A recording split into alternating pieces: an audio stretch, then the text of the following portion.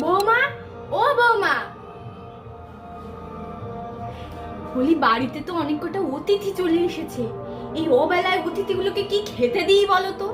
এ ঝামেলা না, এখন কতগুলো টাকা খরচ হবে। হ্যাঁ মা, অতিথিদেরকে তো আর খালি মুখে পাঠানো যায় না, জল খাবার তো দিতে হবে।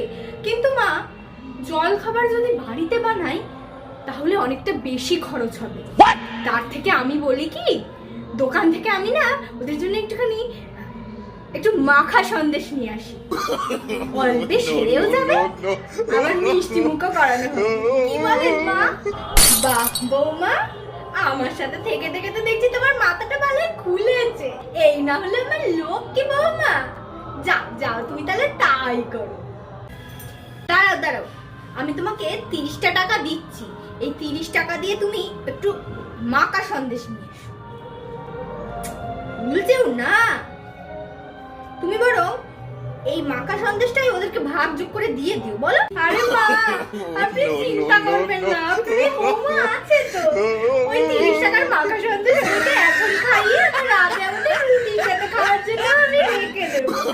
একটু চিন্তা নেই মা, 3 টাকাটা দিন। মা, কি মজার ঘটনা হয়েছে আপনি জানেন? আস্তে আস্তে আস্তে চাচা, ওরা তো ওইদিকে বসে আছে। এ কি বৌমা, তুমি খালি হাতে কেন মা? তুমি মাখা সন্দেশ পাওনি নাকি ওই 30 টাকার মাখা সন্দেশ তোমাকে দেয়নি? পার্ট 2 দেখার জন্য তাড়াতাড়ি সাবস্ক্রাইব করো।